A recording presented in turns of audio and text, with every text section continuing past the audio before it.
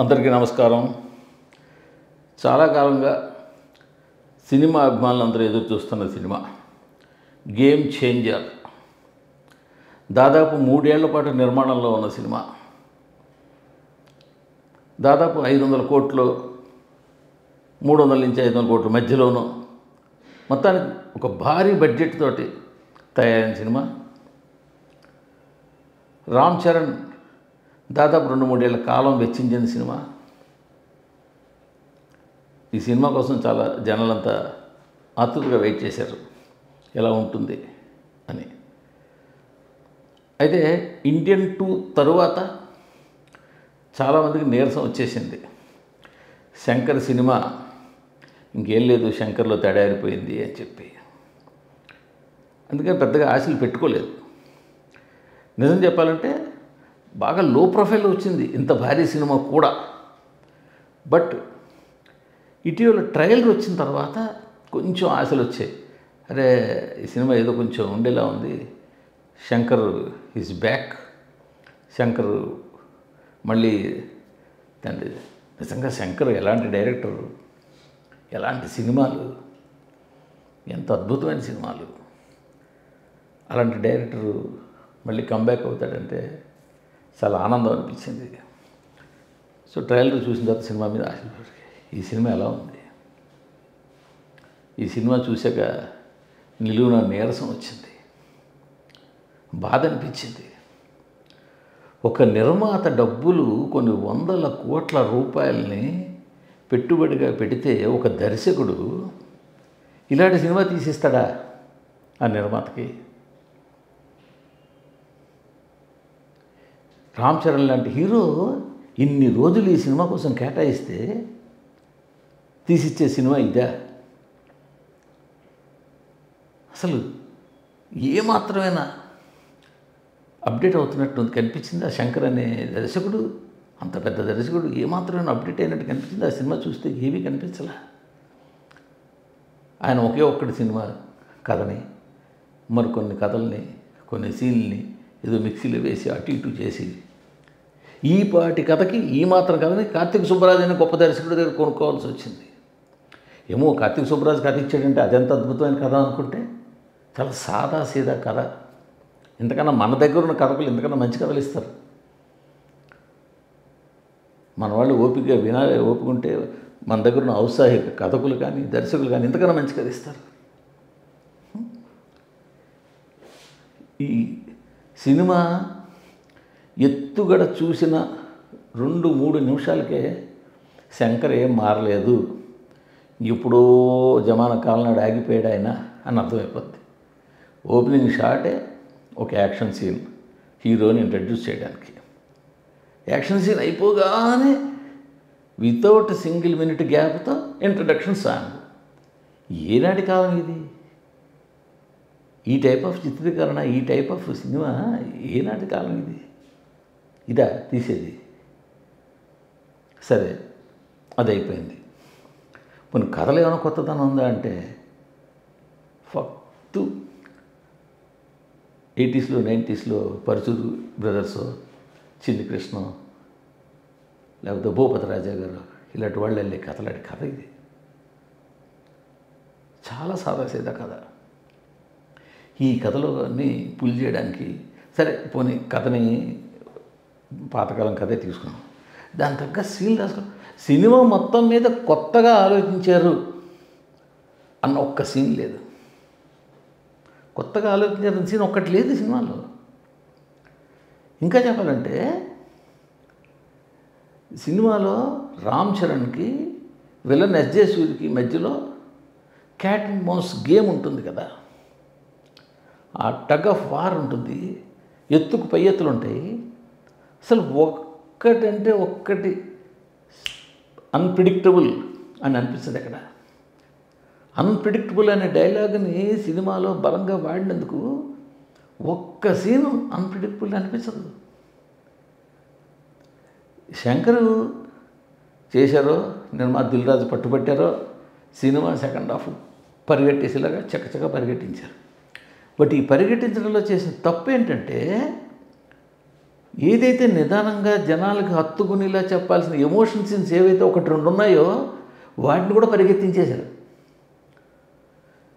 సినిమాలో ఎమోషన్ అద్భుతంగా పండే సీన్ ఒకటి ఉంది, దాన్ని కూడా పరిగెత్తించేశారు.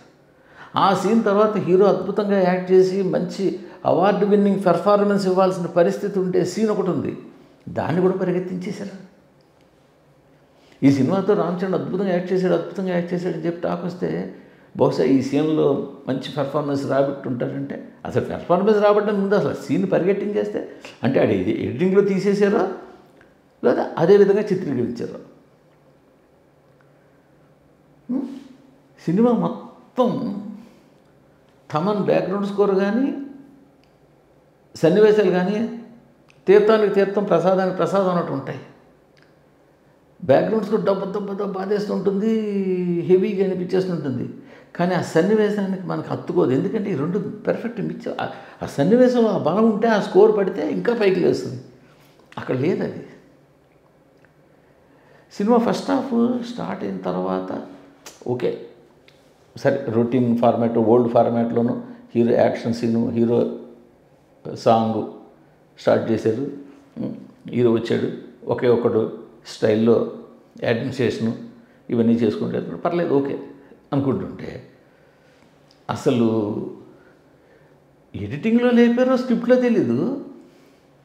సినిమాలో ప్రియదర్శి, సత్య, సీనియర్ నరేష్, వెన్నెల కిషోర్, బ్రహ్మానందం వీళ్ళందరూ కొన్ని సెకండ్లు మాత్రమే పరిమితం అయిపోయారు. మరి వాళ్ళు ఎందుకు తీసుకున్నట్టు, వాళ్ళు ఎందుకు ఒకసారి అలా కెమెరా వాళ్ళకి ఫోకస్ చేసేసినట్టు. రచిత్ బుర్రా సాయి మాధవ్కి ఒక మైనస్ ఉంది, ఆయన అద్భుతమైన డెప్త్ డైలాగులు రాయగలడు, కానీ ఆయన కామెడీ రాయలేడు. ఆయన రాసిన సినిమాల్లో అన్నీ చూస్తే కామెడీ ట్రాక్ చాలా వీక్గా ఉంటుంది. ఇందులో కూడా అంతే. ఆ బ్రహ్మానందం కనిపించిన సీన్ ఉంటుంది, నమస్కారం. వెన్నెల కిషోర్ ఎందుకు కనిపించాడో రెండు సీన్లలో అది ఏంటో ఎవరికేం అర్థం కాదు. సో సత్య లాంటి టాప్ కమెడియన్ సినిమాలో ఉన్నాడు, మనం వాడుకోలేదు. మన సునీల్ కామెడీ అయితే, సునీల్ ట్రాక్ అయితే అసలు ఈ మధ్యకాలంలో ది వీకెస్ట్ కామెడీ ట్రాక్. అంటే దర్శకుడికి స్క్రిప్ట్ డైలాగ్ రైటర్కి వీళ్ళందరూ కలిపి వాళ్ళు సినిమాని సరిగ్గా సీరియస్నెస్ లేదనడానికి ఒక చిన్న ఉదాహరణ చెప్తాం.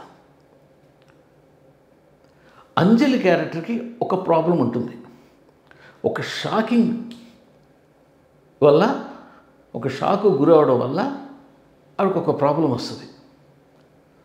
అది మనం ఒక సింపతి ఫ్యాక్టర్ జనరేట్ చేసేది, అది చాలా కొత్తగా ఉంది అనిపించే ప్రాబ్లం.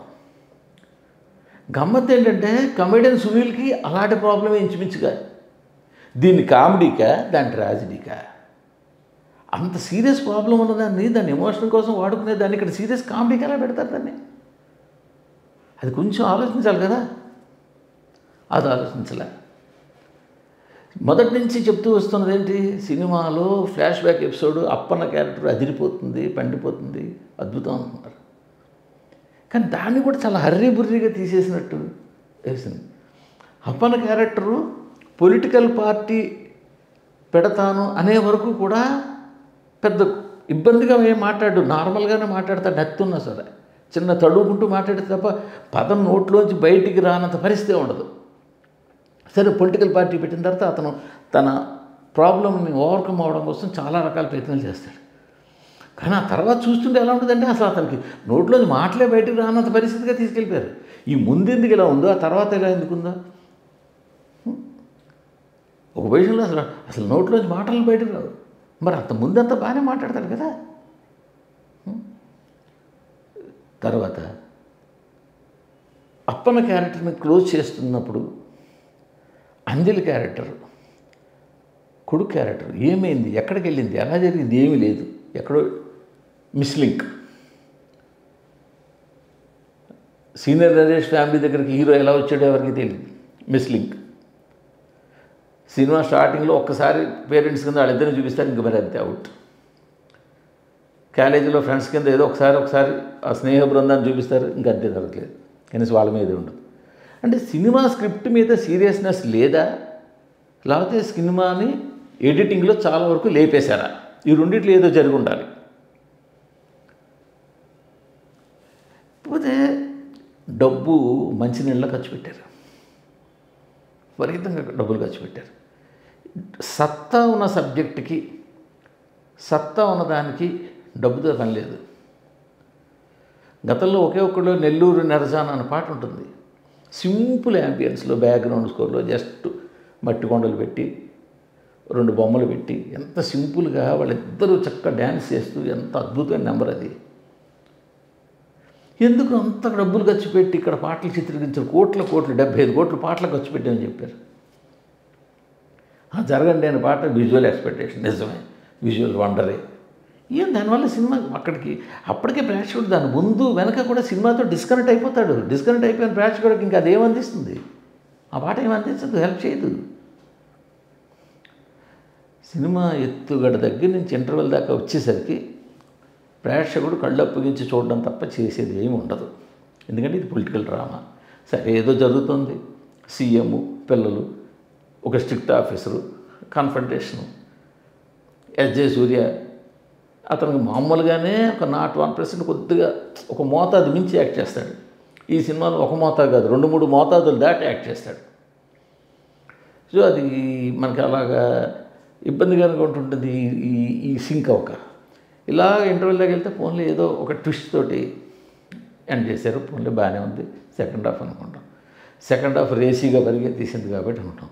కానీ నేనేమనేదంటే రేసీగా పరిగెట్టినా మామూలుగా ఉన్నా ప్రేక్షకుడు కొంచెం కాకపోతే కొంచెం ఏమో ఇన్వాల్వ్ అవ్వాలి, చిన్న హై ఫీల్ అవ్వాలి, లేదా కన్నా జర్క్ ఫీల్ అవ్వాలి, ఏదో సంథింగ్ ఫీల్ అవ్వాలి.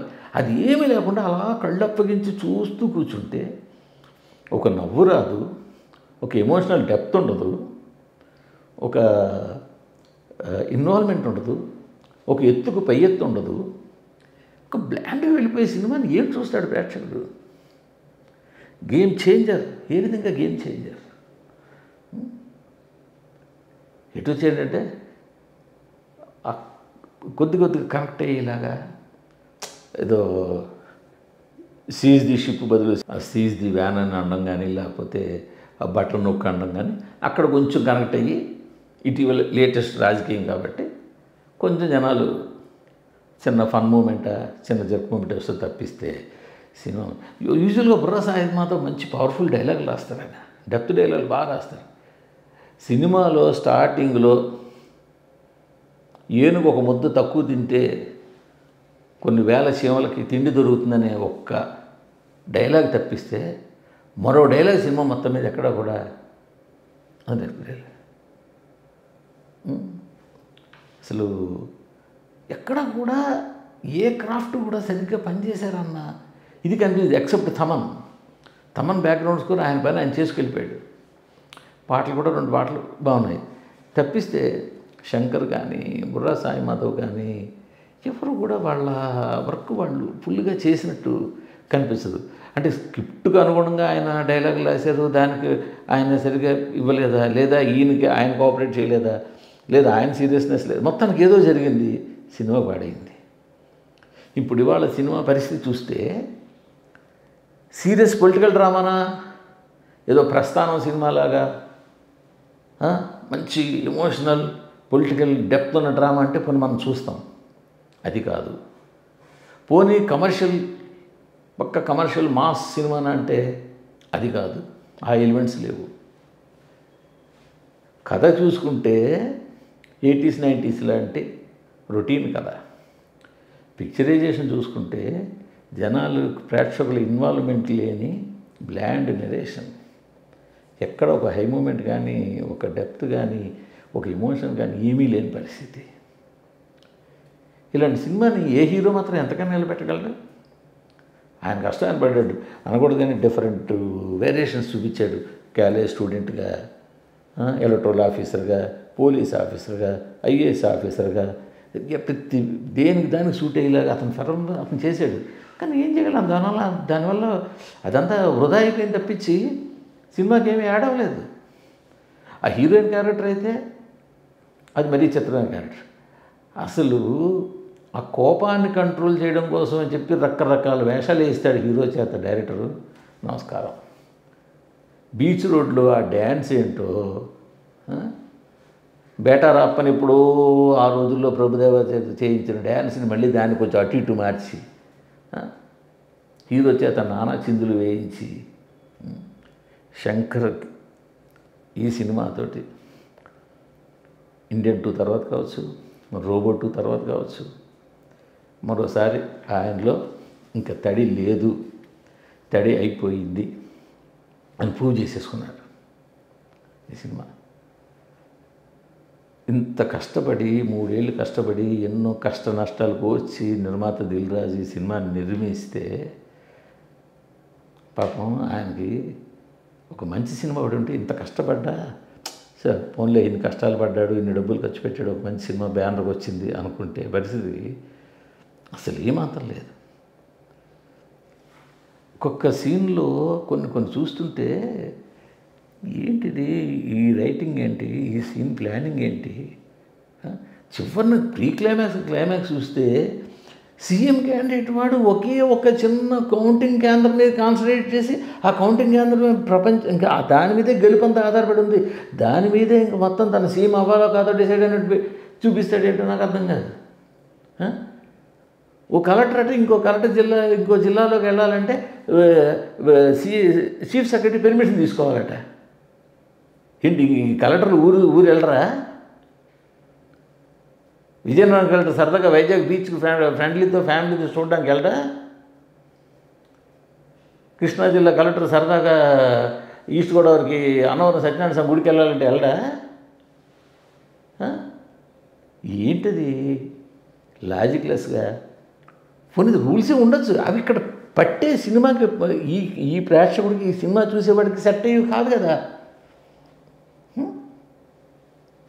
ఏంటో ఆ సీన్లు ఏంటో, ఆ సన్నివేశాలు ఏంటో, ఆ కథ ఏంటో, బేసిక్గా స్క్రిప్ట్లో లోపం ఉంది, దానికి తోడు సినిమాని టైట్ ప్యాక్ చేయడానికి. ఎందుకంటే శంకర్ లాంటి దర్శకుడు అంత 3 గంటల లోపు సినిమాని తీయడం అంటే అంత చిన్న విషయం కాదు. సో అలా తీసేటంటే ఎడిటింగ్లో మ్యాక్సిమం ఎంతో లేపేసి ఉండాలి. అది ఇప్పటికే ఒక పాట కూడా తీసేశారు, డబ్బులు ఖర్చు పెట్టి తీసిన పాట కూడా తీసే తర్వాత యాడ్ చేస్తామని చెప్పేసి.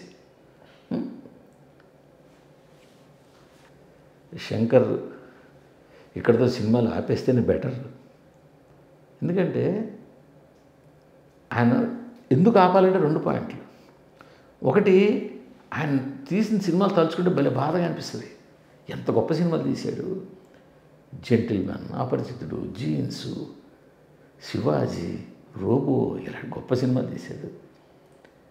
సో అవి మనకు గుర్తుండిపోతాయి. ఇలాంటి సినిమాలు గుర్తుండిపోకూడదు, ఆ సినిమాలు గుర్తుండిపోవాలి. సో అందుకని ఆయన ఆపేస్తే బెటర్. రెండోది, ఆపడం ఎందుకోసం అంటే దిల్ రాజు లాంటి మరో నిర్మాత బలైపోకుండా ఉండాలి. 100 కోట్లు పెట్టుబడి పెట్టి ఏళ్ల కాలాన్ని, టెన్షన్ని, బాధల్ని భరించి సినిమా తీస్తే వీళ్ళతో నిజానికి ఇండియన్ 2నే దిల్ రాజు తీయాల్సి ఉండేది. ఎందుకో ఒక పరిస్థితుల్లో దాన్ని తప్పుకున్నారు.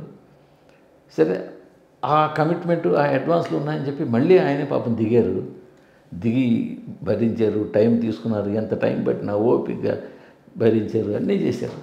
కానీ అవుట్పుట్ ఆగిపోయింది.